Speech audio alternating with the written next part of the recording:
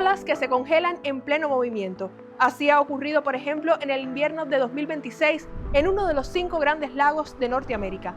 Muy bajas temperaturas lo convirtieron en un impresionante paisaje helado, mientras la estación Indio Atuey, en la provincia cubana de Matanzas, reportó 0 grados de temperatura, un récord para este archipiélago del Caribe.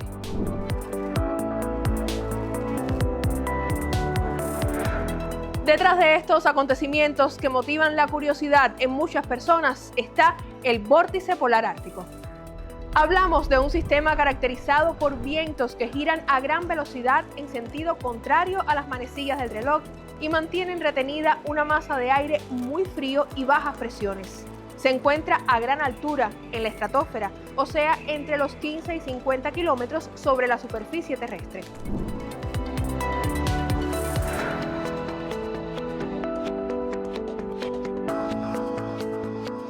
Pero ¿cómo es posible que un fenómeno relacionado con el clima del Polo Norte tenga influencia en los trópicos?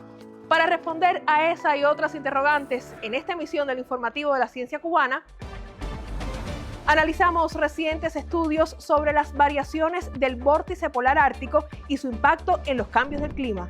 Además, desde la historia de la meteorología, nos acercamos a una curiosa polémica sobre la posibilidad de una nevada en Cuba. Y también exploramos los vínculos entre el estado del tiempo y la salud humana. ¿Por qué en un contexto marcado por el calentamiento global tenemos noticias de temperaturas más frías durante el invierno que también pueden sentirse en Cuba?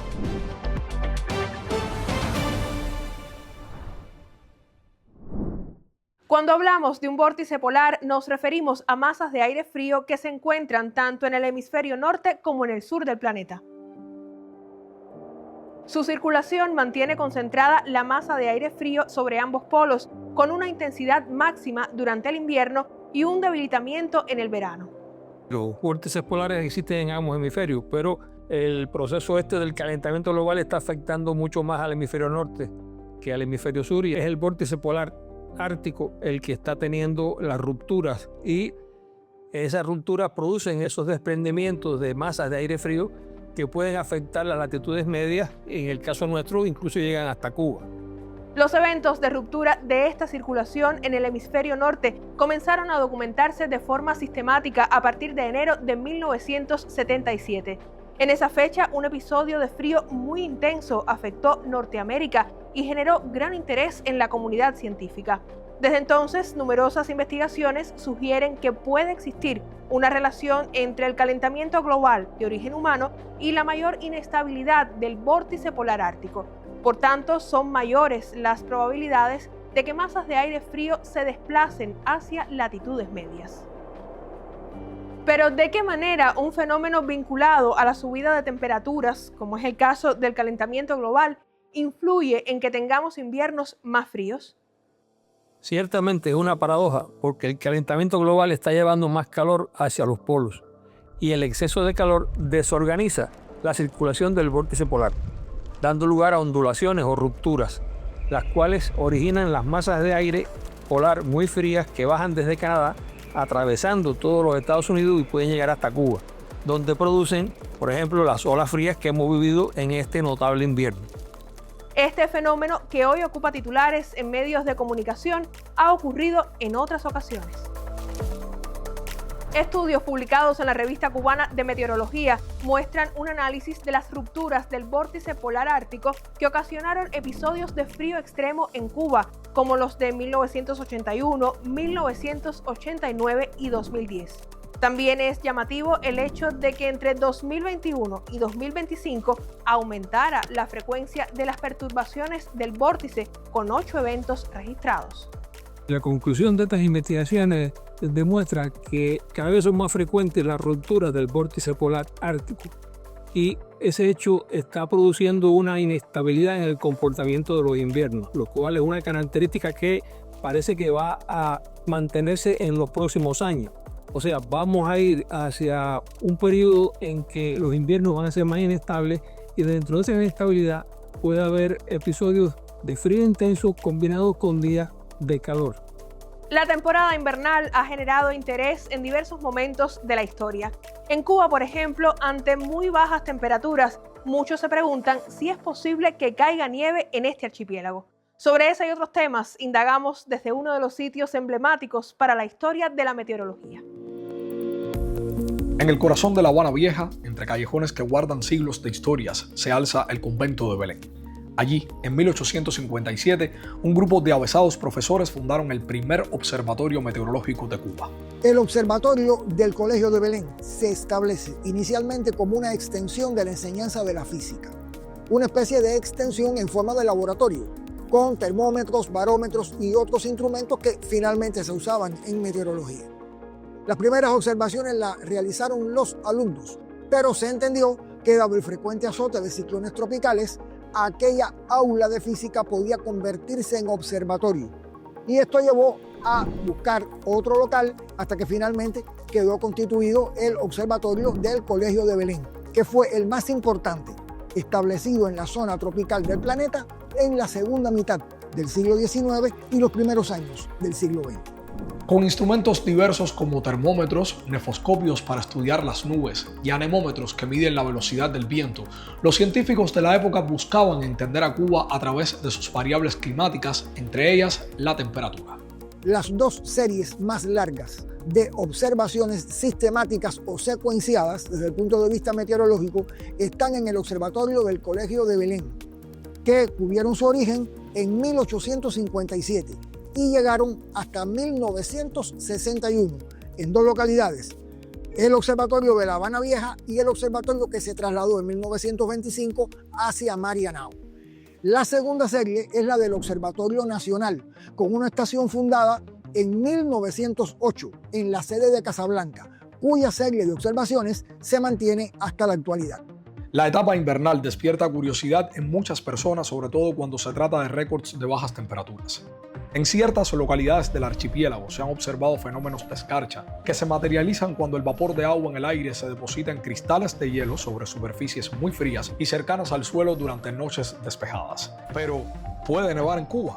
Las primeras informaciones sobre temperaturas muy bajas en Cuba las tenemos del barón Alejandro de Humboldt, que llegó a nuestro país en el último año del siglo XVIII. Sus referencias no son personales. Él tomó los datos que le había ofrecido Antonio de Robredo, un miembro muy destacado de la Sociedad Económica de Amigos del País. Robredo residía en el Guajay. Por tanto, en el entorno de Santiago de las Vegas es también una zona donde se producen con frecuencia muy bajas temperaturas. La siguiente referencia histórica llega con Andrés Poey Aguirre, hijo de Felipe, el destacado naturalista. Poey hizo una recopilación de los casos de granizadas, escarcha y nieve, en ese momento se entendía así, que habían ocurrido en Cuba. En particular, cita una de ellas acaecida en la cima de las montañas del Cusco. Esto está en una zona del occidente entre Soroa y Las Terrazas. La altura de esa localidad nos hace hoy pensar mucho más en la posibilidad de escarcha que en realidad en una precipitación en forma de nieve. Una publicación remite al 24 de diciembre de 1856 como fecha con 0 grados y caída de nieve en Santa Clara. Mientras, en el siglo XX, el reconocido hidrólogo Froilán Ferro reportó que en enero de 1940 la temperatura descendió 1 grado bajo cero en Limonar, Matanzas. De estas mínimas temperaturas y observación de nieve caída en el siglo XIX y primera mitad del XX, solamente tenemos referencias indirectas. No nos contan lecturas directas obtenidas con instrumentos. La célebre imagen de La Habana nevada, que publicó la revista Carteles en 1932, todavía circula por algunas plataformas. Resalta que salió a la luz un 28 de diciembre, Día de los Inocentes, fecha en la que antaño eran comunes las más diversas bromas. Esta célebre imagen, que nos presenta las zonas aledañas al Parque Central de La Habana, cubiertas de nieve, parecen haber sido resultado de una manipulación, de un negativo fotográfico o una placa de vidrio. Probablemente se hizo un raspado de esa imagen en algunos lugares para dar la apariencia de nieve. Esta noticia es absolutamente falsa y la prueba nos la dan los registros de temperatura del Observatorio Nacional y el Observatorio de Belén. En ninguna fecha del siglo XX se ha reportado en La Habana una temperatura de 0 grados. Incluso tampoco acompañada de precipitación, Por tanto, el hecho de que haya caído nieve en La Habana no resulta verosímil. La historia de la meteorología en Cuba recoge también una polémica en la década de 1980, protagonizada por el hidrólogo Froilán Ferro y el meteorólogo Roberto Ortiz. Uno defendía la nevada y otro la desestimaba. ¿Por cuál teoría se decantan los investigadores en la actualidad? La razón parece estar a favor del meteorólogo, dado que en Cuba no tenemos absolutamente ninguna referencia científicamente fundamentada que permita afirmar que alguna vez ha caído nieve en Cuba o que las condiciones del clima cubano pudieran favorecer en algún momento la caída de nieve. Al menos 3 condiciones hacen improbable que pueda nevar en Cuba. Primero, la ubicación en una latitud tropical condiciona temperaturas por encima de 0 grados en la mayoría de las ocasiones. Además, al ser un archipiélago rodeado por aguas más cálidas, la masa de aire que viene del norte se calienta. Y lo decisivo es que las mínimas temperaturas en el país ocurren de madrugada con cielo despejado. Por tanto, aunque tengamos algún grado bajo cero, no cae nieve porque se trata de una forma de precipitación que no puede ocurrir en ausencia de nubes. Los estudios del clima en Cuba tienen una parte significativa de su historia en el convento de Belén. Es este un lugar fundacional para las ciencias meteorológicas en el país que hoy con modernas tecnologías nos acercan a la comprensión de fenómenos que han motivado el interés desde las primeras observaciones. Y de la historia al presente, hoy un tema de investigación muy útil está relacionado con los vínculos entre los cambios del tiempo y la salud. ¿Es usted una persona meteorosensible? La respuesta puede ser afirmativa si ante condiciones meteorológicas específicas se desencadenan o son más intensos ciertos padecimientos. Y en el caso de inviernos más intensos, ¿por qué pudiera ocurrir? Las bajas temperaturas tienden a reducir la circulación sanguínea y provocan rigidez y dolor en músculos y articulaciones. Como se incrementa la tensión arterial, el corazón trabaja más. También el aire frío puede irritar los pulmones. Esto influye en los padecimientos respiratorios. Por eso, del mismo modo en que se predice la lluvia o el frío, equipos de científicos en todo el mundo se especializan en los pronósticos biometeorológicos. Se trata de herramientas muy útiles, por ejemplo, en la agricultura y la ganadería, para alertar sobre riesgos de plagas en cultivos o estrés térmico en animales. En el caso de la salud humana, hasta con 7 días de antelación es posible informar a instituciones sanitarias y autoridades sobre el impacto que pudiera tener en las personas un cambio en las condiciones meteorológicas. Los pronósticos biometeorológicos están disponibles desde hace tiempo. Los hemos probado en diferentes países y en Cuba también. Y ahora llevamos a cabo un proyecto territorial en el municipio de Sagua Grande, en la provincia de Villa Clara, donde se está tratando de actuar sobre comunidades específicas, propiciando su adaptación a los efectos del tiempo, a los efectos del clima, como una contribución de la biometeorología al desarrollo de la salud pública nacional. Los cambios en las variables meteorológicas, como la temperatura, resultan siempre de mucho interés. Así lo hemos visto en ejemplos de la historia de la meteorología e incluso en la actualidad. Por eso, siempre resulta importante consultar fuentes científicas fidedignas, lo cual resulta de mucha importancia para entender los procesos que tienen que ver con estos elementos en nuestra atmósfera. Las noticias sobre el vórtice polar ártico nos recuerdan que aunque vivimos en el trópico, estamos conectados a fenómenos atmosféricos que ocurren a miles de kilómetros.